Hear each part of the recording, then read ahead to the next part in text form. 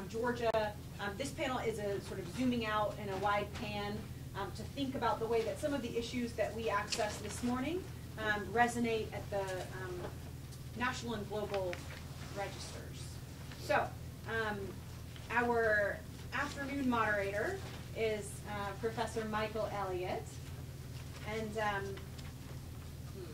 should I wait for David, the third panelist? Maybe that would be a good tactical move to not begin without. Yeah, he's been here for half an hour. We'll let him drift in. Michael is the Associate Director of Georgia Tech's Quality Growth and Regional Development Center for Quality Growth and Regional Development. He's jointly appointed to the Schools of City and Regional Planning and Public Policy. And he is the co-founder and has served as the co-director of both the Consortium on Negotiation and Conflict Resolution and the Southeast Negotiation Network. Before coming to Tech, Michael served as the executive assistant for program development for the New York City Deputy Mayor of Economic Development. Michael has served as principal investigator on 37 research projects and co-PI on 13 others. He's conducted over 50 professional training workshops in the field of public policy collaboration, conflict management, and negotiation. And internationally, he's provided dispute system and process design consultations for resolving environmental and land disputes in Estonia, Israel, Nicaragua, Kazakhstan, and Germany. And Michael has other wonderful, compelling academic and internationally engaged work that he will strategically deploy as a moderator. So thank you, Michael. He's also done me a huge favor, and I'm grateful to for his participation.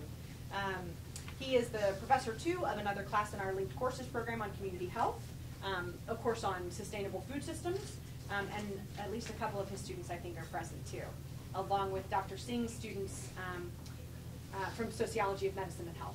So don't forget to chat with each other. That's the whole point.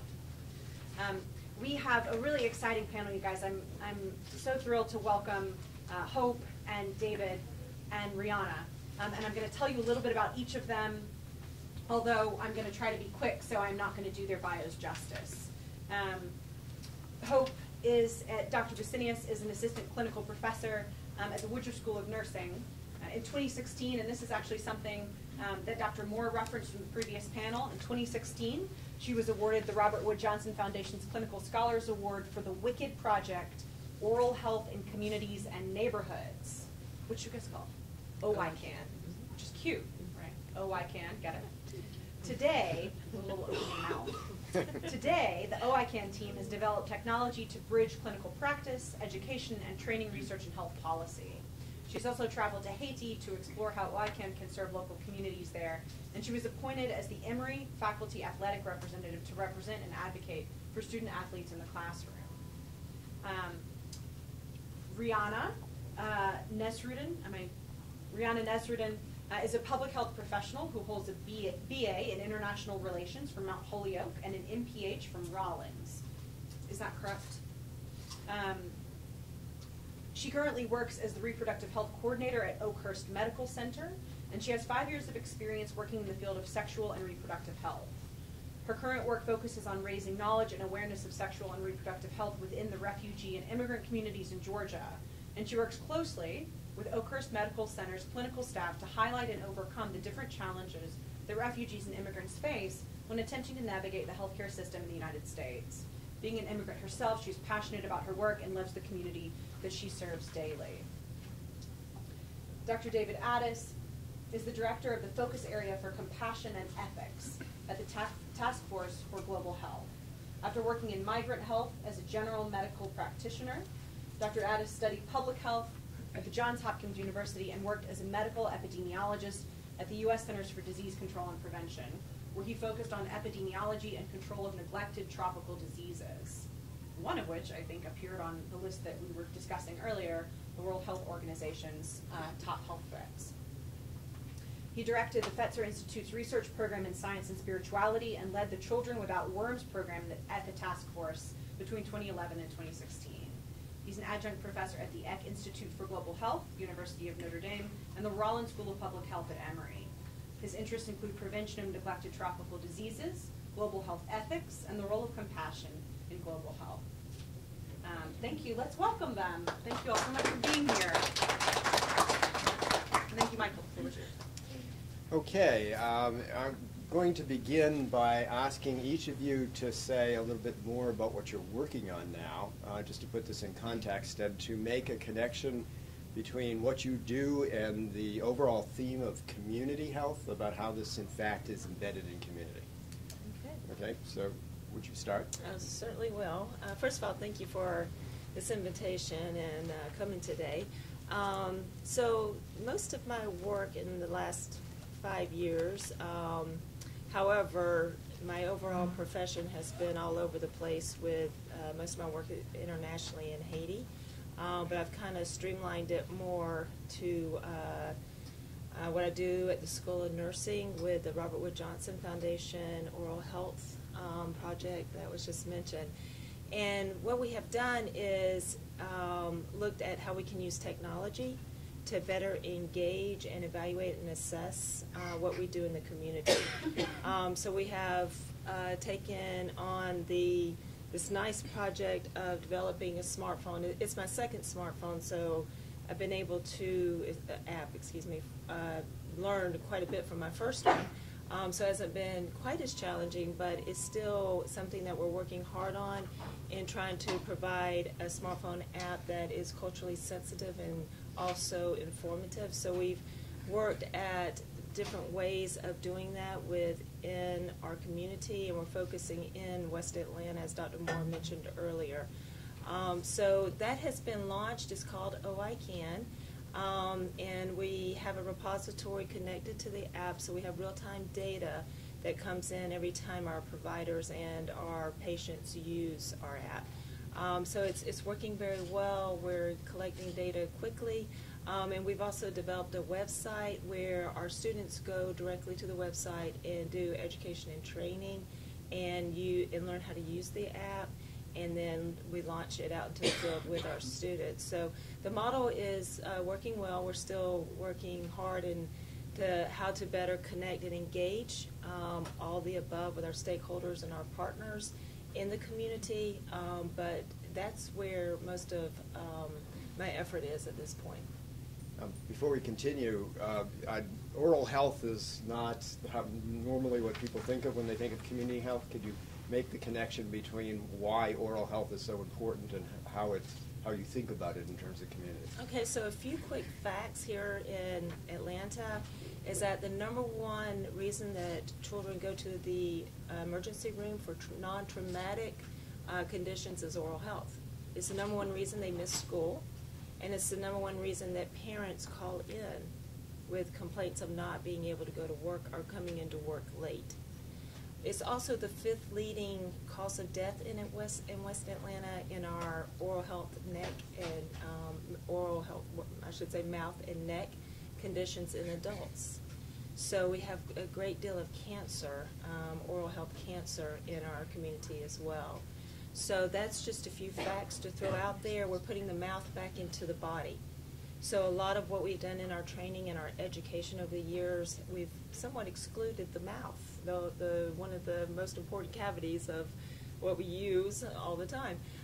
So we're working on efforts within the state and nationally and internationally to make sure that we are reminded how important the oral health and the wicked problem that we're meeting and what needs to be done to bring more attention and education to it. Great.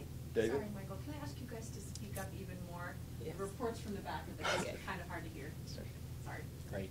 Thanks. And if I don't do that, please wave at me or something. So thanks. And again, I appreciate the chance to be here. It's really a pleasure, and I'm looking forward to our conversation with you.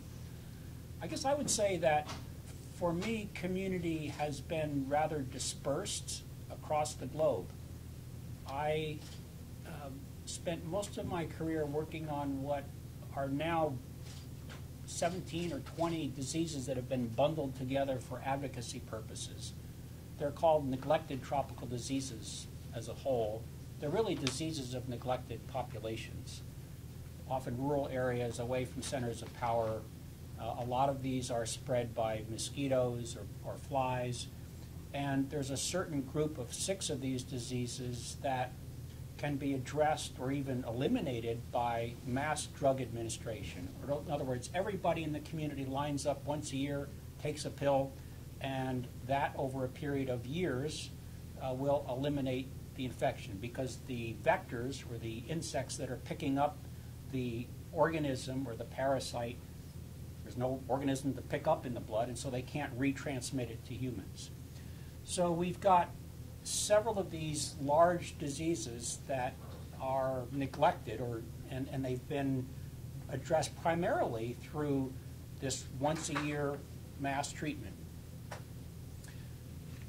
To do that, to convince everybody in a community to line up and get a pill once a year, you have to actually take stock of what the community is. Does the community want to do this? Do they understand the benefits? So there's been a lot of emphasis, not enough in my view, but a lot of emphasis on what is a community, how do these differ. Turns out that rural communities are a lot easier to convince to do this than complex urban communities. So this whole idea of community and community health is embedded in this whole attempt to address these neglected tropical diseases.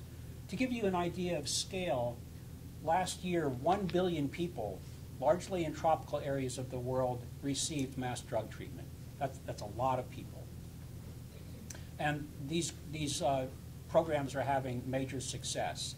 They are based on complex partnerships of the pharmaceutical companies, which donate the drug, the ministries of health that administer them, the communities, the NGO partners, organizations like USAID and the UK humanitarian relief groups. So these are very complex partnerships, which themselves are communities.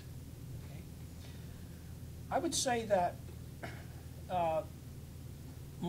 myself, because I've done so much work in global health, my own personal support system or my community is dispersed.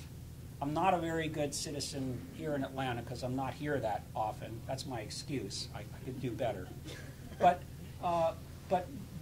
the advantage of this global perspective is that you actually have a whole network around the world that you're in constant touch with, and there's an exchange of energy and friendship that I think really animates a lot of this work. I have some other things to say about local and global, but I'll save them till later. But I think this dialectic between the local and the global, what Bill Foege calls the faces of each of us, and populations that global health focuses on, is the essential problem and ethical challenge that we have in global health. And it relates to this issue of what is the community. When the community is too large, can we still see the individuals, and can we recognize individual voices? So Great, that'll fit in very well. But before I let you go, okay. One of the things that the United Nations has indicated as a major health threat in the world is kind of the tendency for people not to, in fact, get vaccinations. Yes. And this is a different type of approach, but it has many of the same characteristics. You want to say a little bit more about this idea that what it takes for an individual to accept the notion of a medical intervention that's not clear to them at the moment? Yeah. It's pretty complex. And it takes working with the leaders, it takes working with the communication networks, the networks of who people get their authoritative information from, which may be across the backyard fence. It's much more than just a top-down message. And it takes also some degree of tolerance for people not accepting that. So if you talk to the people at the CDC who are responsible for immunization policy and immunization safety, they will tell you that if you insist on everybody getting vaccinated, it doesn't work. often, especially in a complex society like we have, because the pressure from the anti-vaxxers, you just give them ammunition. This is the big government squashing us. And you need some safety valves to allow hopefully a small number of people not to be vaccinated. So you can't have authoritarian decrees without some pressure release on the edges to keep the whole thing together. Which gives some recognition for that community voice and for the diversity of opinion that we have. So just in a context, measles is now starting to rise in the United States because of opposition to vaccination. There is this whole notion that the protection of the community isn't just about the protection of the individual, but rather, as you expressed, the fact that there are vectors in the system and that there are the diseases in the system. If you can disrupt that with enough people, you can actually disrupt the disease itself. And so vaccination doesn't have to be for everybody, but once you start getting to critical masses, you start getting the disease again, right? So we'll come back to this question. There's a lot to say there. Yeah. Okay, Rehana? Yes, hi. Thank you for the invite and having me here. So I actually work directly in the community. I work for Oakcrest Medical Center and the International Rescue Committee, which serves specifically they do resettlement work. And the main project that I'm currently working on is a partnership that Oakcrest, which is a federally qualified health center, which means they get a lot of money from the government. They were able to form a partnership with the International Rescue Committee, who do a lot of the resettlement work. And one of the things that makes this partnership really, really unique is usually the big challenge that a lot of refugee and immigrants face is and a place like Oakcrest would have services available, they provide access to care. But then, of course, knowledge and awareness is something that's really important and that's lacking in the community, which the International Rescue Committee really has the ability to provide. But that connection was never made. I work specifically within the reproductive health sector. And what happened about a year and a half, 2 years ago, we ended up getting really good funding from Advocates for Youth, which they're based in DC. They do a lot of work with youth. And so we partner with them. And the whole idea is to be able to really empower the refugee youth within the community to, the main idea is to empower them and have them do the work within their communities. We would be hopefully, ideally in the background, really doing the education, but kind of letting them lead. That's kind of a model that Advocates uses. So we were able to form this partnership, and what has been great is just to give a specific example, what would happen is when a refugee woman or young person comes to the U.S. to get resettled by the International Rescue Committee, they go through a process. They have classes around language, culture, a lot of just things to help them resettle here. So one of the things that was incorporated into this was they would actually be able to get different services at Oakcrest, and specifically contraceptive care is provided for free because we are a Title X clinic, which is, we provide contraceptive care pretty much for free for mainly low-income individuals. So so they're able to get the education awareness around reproductive health specifically. And then if they wish to get these services, they easily have access. We cater specifically from their transportation if they want an extra 30 minutes of conversation with me, for example, because they're not sure about what they need. So we really try to cater to the individual, and thinking about the global and community. I always bring in the individual because one of the things that I've really learned working in this program is, even I'm an immigrant myself, I'm from Ethiopia, I went to school here. Being an immigrant, we have a lot of people from the East African population, which is kind of who I am. But even for me, talking to different individuals really highlights that people are different.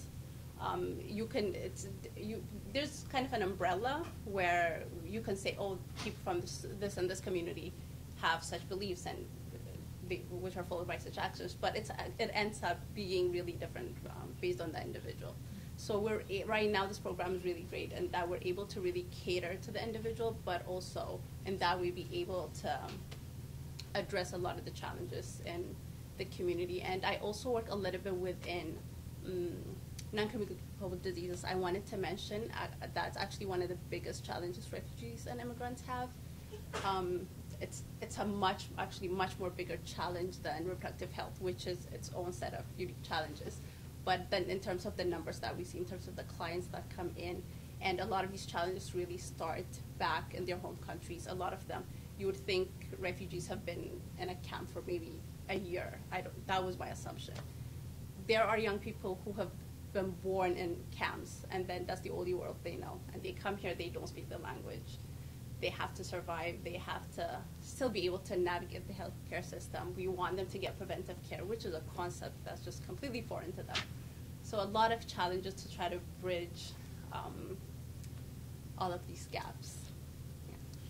Yeah, so Rehana, before we go on, you're in a medical center, right? Yes. So the Oakhurst Medical Center, is that a nonprofit organization? And can you say more about the role of a medical center at Yes. delivery of healthcare and Yes. how that relates to community? Mm-hmm. So Oakhurst is what is known as a federally qualified health center, which means they get a lot of money from the government, and they accept private insurance, but a lot of it is based on their income. So there's a sliding scale fee, and they're able. I think the basic idea is we cannot turn anyone back, regardless of your income, regardless of your legal status. Anyone should be able to come in and get these services. And a lot of the people, the providers especially that have worked there, have been there for decades, and they're very attuned to the community. They know what they know that they work in a really different population than the rest of the U.S. So yeah, Oakhurst is able to provide a lot of service for a lot of. I think we serve about 20,000 individuals per year. Okay. And in particular, the population you're talking about is concentrated around Clarkston, Yeah. and I'm not sure how many people recognize that Clarkston is one of the biggest centers for refugee resettlement in the United States. It is a community that has undergone enormous change in the last 15, 20 years as a result of that. So. And it's very diverse. There are people from countless communities. It's very, very diverse. Yeah. Great. So all of us have talked about the notion of community, but we're talking about it from different perspectives. And so what I'm interested in is this whole question about whether or not there's a class that's about ready to start. So I'm interested in this question about the issue of scale, because the problems we're dealing with are problems which are problems that occur in a systematic way at the global scale. They have national policies, and then we get down to the question of what happens within individual communities. And we've made different references to the fact that, for instance, funding comes from the federal government or whatever. Scale poses a challenge to community.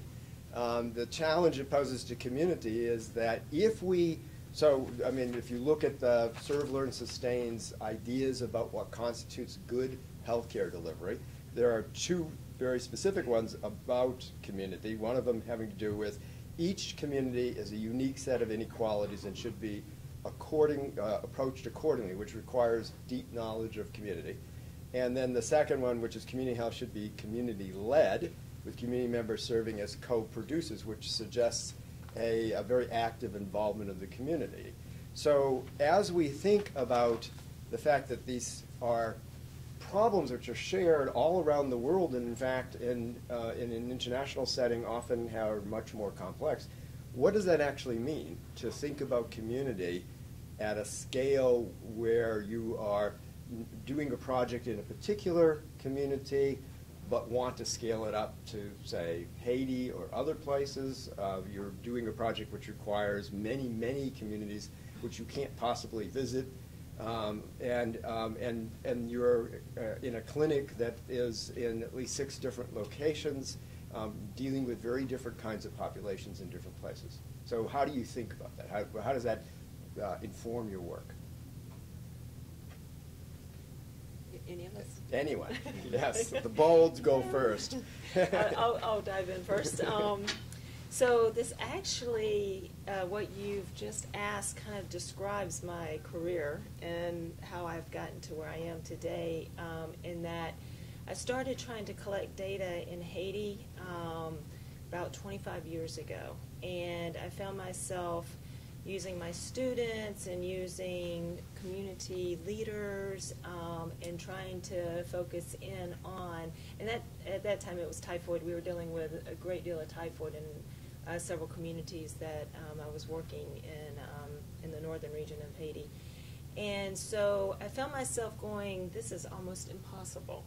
We have all this knowledge and we have community strong leaders that really are so passionate and care so much for their communities. How do we do this? How do we better improve this process so we can have representation of the community and a voice within our community? So I started, and I've been doing this trickling over in the 90s, back and forth, and found myself saying, you know, I'm not sure what the answer is, but there's got to be a better way of holistically coming into this approach, and landed with technology is where I landed. So since that time, I have been able to use smartphone apps and websites and so forth to not only educate and train students, healthcare providers, partners, stakeholders on both ends. So we have the app where which is in the process of being, the OICAN is in the process of being translated into Spanish and Creole. But we also have our first app that's just a number game, truly, that has already been launched in Haiti and using actually in about 30 countries now. So it's one of the stepping processes of using technology where I've been able to say, you know, most folks, even though it's a smartphone and in a developing world, there's about 80 to 85% of people, individuals who at least have access to some form of smartphone technology. They may not own one, but the internet and the access to these smartphones provides an incredible opportunity. So using that form of digital communication, it's been a model that I've taken from here locally with my nursing students and my other students that I use or that are in several of my courses here in West Atlanta, and we launch programs all the time, and taking that from a local platform to a global platform and then back. So it's actually a bi-directional process in which we use technology and be able to connect it to our repositories, have our numbers come in real time, collect our data, and pretty much instantly be able to put it back into the community. So what is happening here, which I did not foresee in any way, but when I'm in Haiti, and I go about 2 times a year now, I am actually using these apps in my community, able to pull up my repository in the field and say, you know what, I've got 40%, my first app is pediatric hypertension. I'm actually able to say, you know what, this community is suffering from 40% of elevated blood pressures. I need to go back and look and see what's going on here. Whereas a community that may be 10 miles from this site may be at a 20% elevation. So it's able to go to and bring that knowledge, bring those community leaders together and say, let me share with you, let me show you what we've just been able to do today as we've seen these 200 patients and the outcomes that we're having, and what next steps we can do to be able to improve this process and improve what's going on in your community with diet, with access to care, with so forth, so forth. So it's kind of been a career path, a career experience, but I've landed there in bringing that knowledge and that leadership together to where more and more communities can use it, and it's easily accessible and with very little cost involved. So this is, at least in part, taking the knowledge you have because of the training you had, in terms of medical knowledge, linking it to data which is partially generated by the communities themselves and giving real-time responses, and you going into communities to understand how that actually functions on the ground. That's correct. Is that correct? That's okay. correct. Good. Okay, David?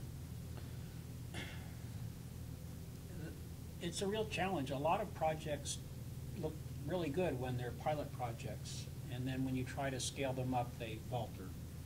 And I think some of the challenges is that often with pilot projects, you'll have a champion who really is the driving force behind the success of a project. And so when you scale up, you need to create champions and advocates at greater levels, both numerically but also hierarchically, and the systems get more complex. So the networks, the communication networks are pretty simple at a community level project, or they're confined. You start going higher up and wider, and you have other constituents to deal with, other programs. Say if you're dealing with a health program, where does it fit within the ministry? Are you competing with someone else? So you have competition, and you've got challenges at the interpersonal level as well as organizational and bureaucratic levels that are challenging. I think at the heart of what makes successful partnerships or successful scaling up is a sense of belonging, a sense of community, and a sense of each of these local communities feeling like there's some benefit from being part of the whole. And that requires some very skillful messaging. It requires a presence that allows the local communities to feel part of something larger. Sometimes that's relatively easy depending upon the nature of the partnership or the project, and other times it's quite challenging.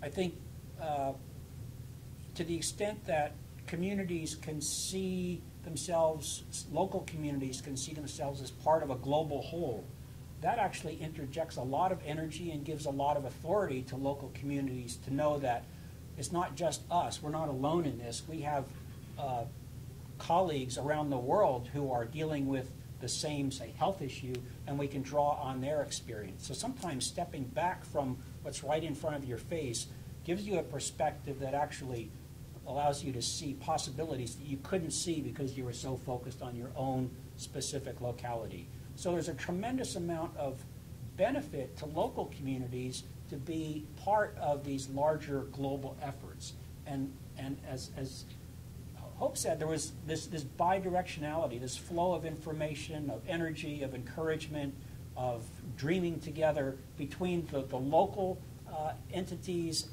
in all of their, as many as those are, and the global issue as well, or the global entity. That's really essential. So the communication, exchange of ideas, exchange of information, and also this more emotional sense of belonging to something that's important. So two additional questions. One of them having to do with your particular role in going into community. As a person who is, and the second part of it is related, as a person who comes from the United States. What is that? Do you do that? Do you just work at the higher levels? How do you actually engage the communities? Yeah. Most of us in the field of global health feel like we spend too much time sitting on chairs behind the computer screen, and we just get bored, or we're just dealing with these numbers and bureaucracies and budgets and programs. You can see how much I like that stuff. Whereas we get energized when we go out to a community and actually see, for example, a mass drug administration taking place. We say, oh, that's actually a concrete example of what I'm doing back here, but I can't really see it. So in the early days of my career, I spent most of my time in those communities working with local colleagues to work out what drugs do you give, how do you mobilize communities, working out those mechanics in a sense. The biology, the immunology of all these, and that was immense fun. And it was the influence was relatively limited to those communities. In the last several years, I'm much more likely to go to Geneva, the World Health Organization, or to London, or where these decision makers are, and talk to ministries of health and heads of NGOs, and only get a sort of a dim glimpse of what's behind that, sort of the next stage. So there's a level of abstraction that sort of creeps in as you sort of progress in your career.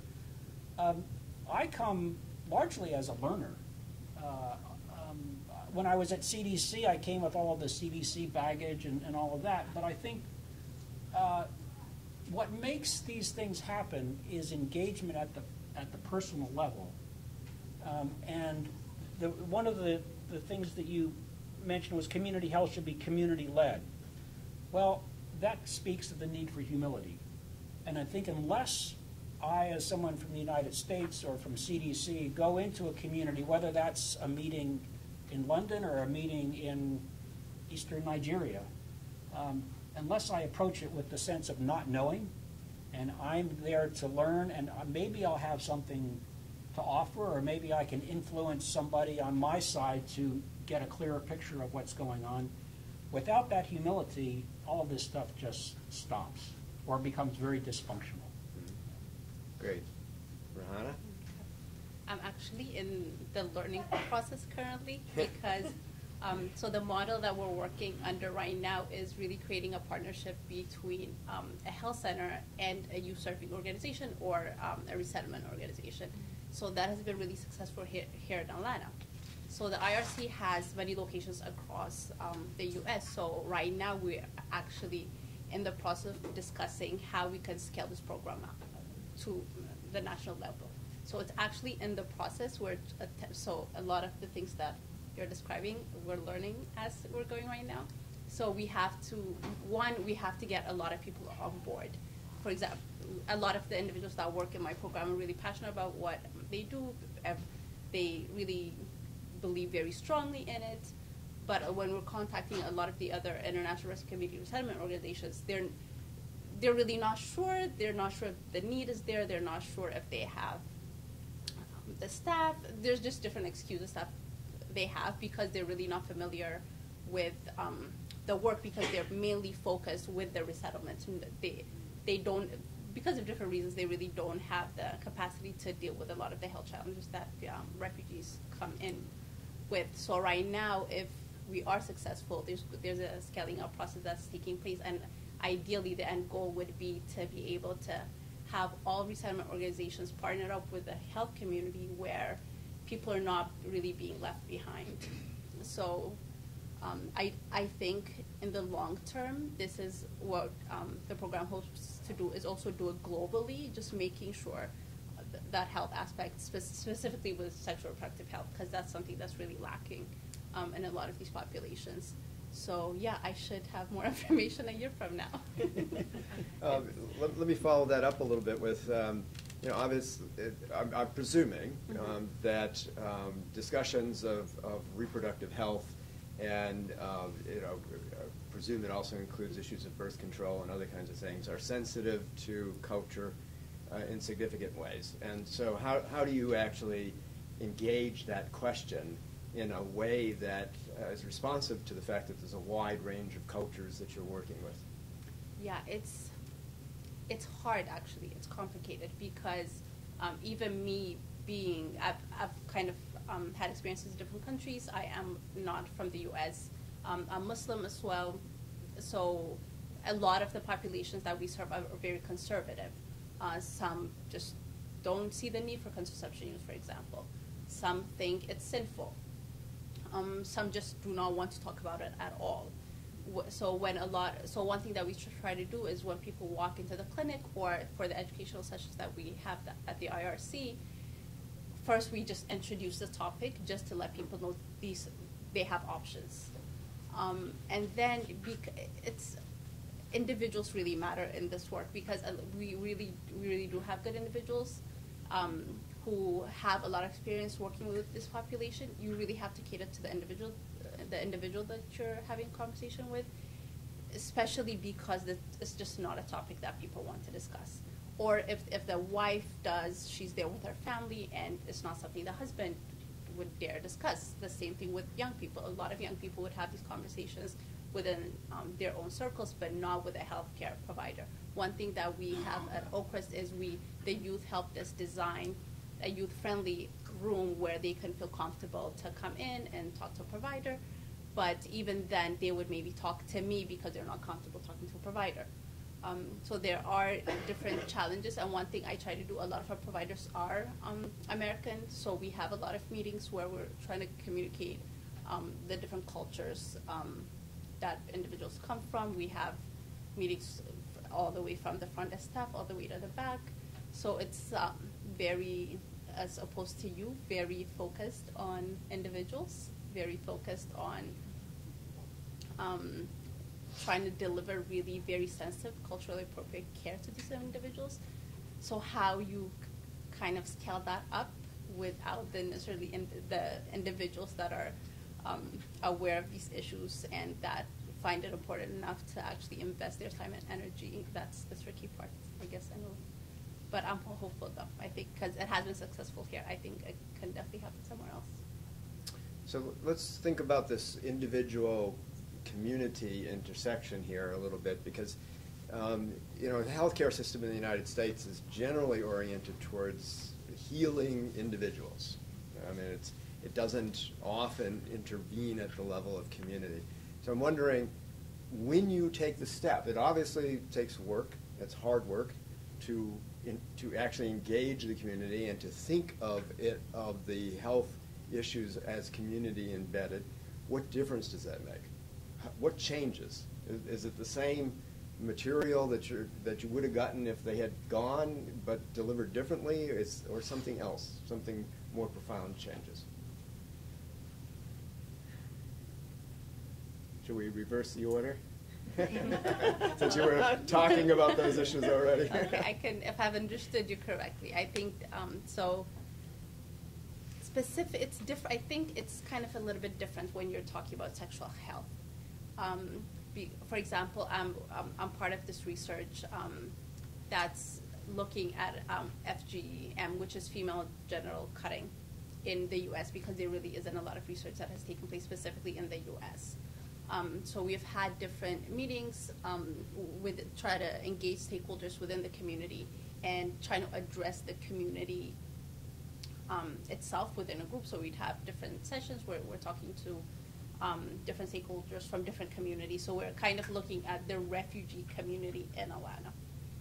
So these meetings would be productive, but what something I personally learned is that you engage more when you're doing it individually. People are more open. I find that it's more productive, specifically with sexual health. It's more productive when you're dealing with the individual. But of course, programs have to be designed for the community. And there's always, of course, an underlying factor where we do have a lot of similarities. There are similar challenges. There's an umbrella that would need to be addressed. But in terms of ease and success, I think for sexual health specifically when you're dealing with the individual. Okay. Yeah. So the community part of it is about gaining entree to the individuals, or is it about having a background conversation that then... It's more buy-in. Buy-in, okay. We need to engage the stakeholders. So we have imams, pastors, different leaders in the community because what we find is a lot of the individuals actually have strong relationships with these community leaders, and they're highly influenced by them. So unless you get buy-in from the leaders of the community, you're just not going to get it from the individuals. So there's engaging stakeholders is the biggest part, I think. Okay. Yeah. David? I would say to the question of what changes, I'd say there's three things. One is that things become much slower initially. You don't necessarily get things started and scaled up as quickly as your grant might have said you would have. Yeah. So that creates some tension. But you're ultimately more effective. You have fewer surprises later on. And you're more relevant as you learn things through that process that allows you to actually improve your intervention or to make adjustments that make it much more effective. And I would say, finally, it's more ethical. Part of the global and public health ethics are about delivering a certain benefit while minimizing the harm that might be inflicted and maximizing the autonomy of the people that intervention will affect. So basically, it's just good public health practice, but we don't do it very often because it takes longer. Because it's, Yeah. yeah, longer also implies more resources. That's right. It implies That's right. attention, Yeah. all kinds of things. Okay, great, thanks. Yeah. Hope? So I think that I was in the military, and during my training, one of the things that was most impactful was the process of mental stability and sustainability within our training. And I didn't have the opportunity to go through many of the steps that many of our soldiers do. I came straight in as an officer, so I took on a totally different role. So I really leaned on so many that went through so much more than what I went through to learn the military world and how things just work within our training. And through that process, it was something that I didn't really see coming my way, but it's been so impactful in what I do now professionally within my field, is that over and over this drilling into listening to your community, and that you must understand to be understood. So it's one of those processes that when now in doing the training that I do with my students and so forth, is community case by case, and going in and taking that. I don't care if it's 2 or 3 different times we go to the community, of being silent and actively listening to our community before we can actually start to understand what those needs in that community are. And I've got, all of us have, so many examples of this, and personal, how it's impacted us personally, and looking through the mirror and coming back and saying, oh, how could I have better engaged with, that person, or how could I get better understood what was going on with that, person that has the box under the bridge, and that's their home, and you're going to them every day to make sure that they have water and they have food and they are taking their medications, and so it's a case by case, community by community assessment, and growing step by step according to what you're learning, what you're experiencing. Great. I have other questions, but I'm aware that we have only a little over 5 minutes left, and want to give you a chance to ask questions. Is anybody? Yes. One thing I was thinking about, maybe in the response that you just did, to what degree in the work that you do you have like ambassadors within the community that serve as liaisons? Is that part of your training? So I know in like the Latinx community, there's promotoras de salud. So in terms of language, I'm sure language is a big part of the work that you do. So these are people within the community that have a sense of leadership and, to a certain degree prestige, that then serve as a conduit towards, I'm sure this is the case in global health too. Is that part of the work that you do as well? So it's actually one of the first steps I'll take when I go into a community, is I'll find that community leader, whether I'm here in Atlanta or in Haiti or in rural Georgia. I will find that committee or board or whomever makes most of those decisions within that community and is well respected within that community, to take that first step.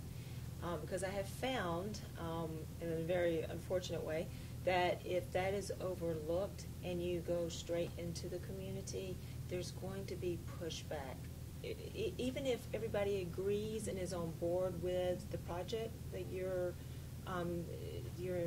trying to do, I don't care if you even have the money, I don't care if you have all the resources, there is a process, a stepping process that happens in most communities, where if you do not take the appropriate steps to engage the leaders that are respected within that community, then it's hard to branch out and take the next steps. I'm not going to say that's all the time, but most of the time in my experience, no matter if it's international or here in the States, taking that process and finding that community leader is crucial.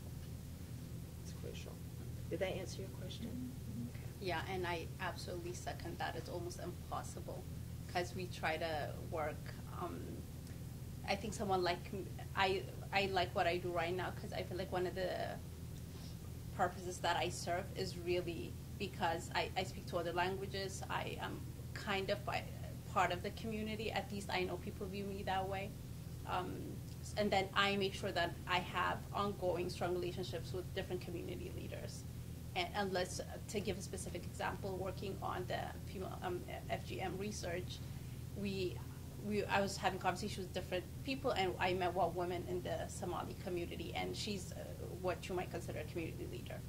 And she was very vocal about how to get into her community, you have to go through her first, because she has worked with different organizations, the CDC, Emory, everyone really, for many, many years. And there's this sense where communities, there have been incidents where they feel used in a way.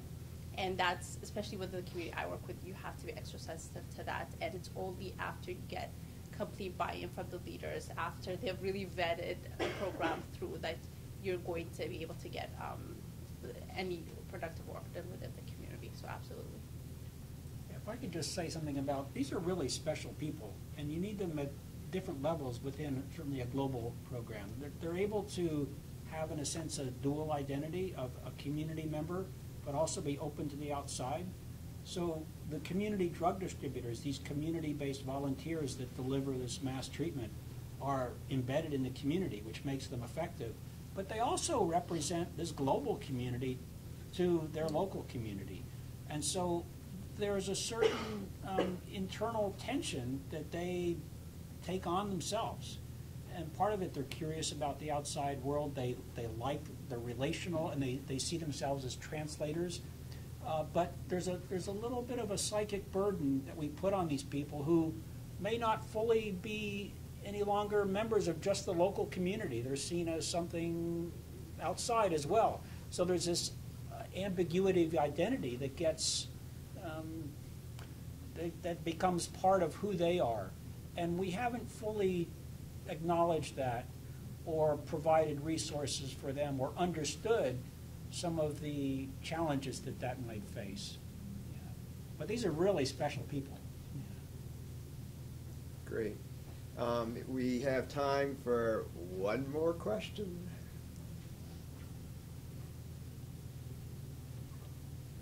Yes. So you were talking a little bit earlier about like scalability of projects, and I was wondering if you could talk a little bit about how like you deal with adaptability in more of a sense, like is it scalability, how you adapt to something like this precarious situation where you have an issue being able to scale up, is it like a project that you're talking about, and how you would necessarily like have to adapt as of scale. Yeah, I think it's such a basic principle of that unless you adapt, you're not going to scale. Yeah, and boy, there's a lot of examples. So the pilot project succeeded because it was scaled up from the community level. It doesn't make sense then to impose that on another community because you're violating the very principles that created that success. So you can come with some ideas, you can engage in a conversation, but it's not about imposing an idea in other places. It's more about bringing an idea for consideration by other communities so that it can be adapted. It's one of the tensions in these global initiatives. So there's now several initiatives to eliminate diseases globally. If you're just having a control program where you're not trying to get to zero, eradication, then community autonomy is great. They can be part of this or not. Nobody on the outside is going to get upset. If it's a global eradication program, well, then there's a lot of pressure on those communities to sort of get with the program. And so this idea of, and so the adaptability becomes lost. The larger the scope, the more rigid it has to be in terms of following certain standards, and the less adaptability it can support. And yet without enough adaptability, the whole thing will fail, because in those local areas you won't succeed. So it's a balancing act, and we never quite get it right. We have to have our antennas out for steering off into each of those directions too far. Well, I think we could continue the conversation, and I'm hoping you'd stay around a little bit and for people to ask additional questions, but we have reached the time for closing this down. And I would like to thank you all for participating in this. It was a lovely conversation. Thank you. Thank you. Thank you.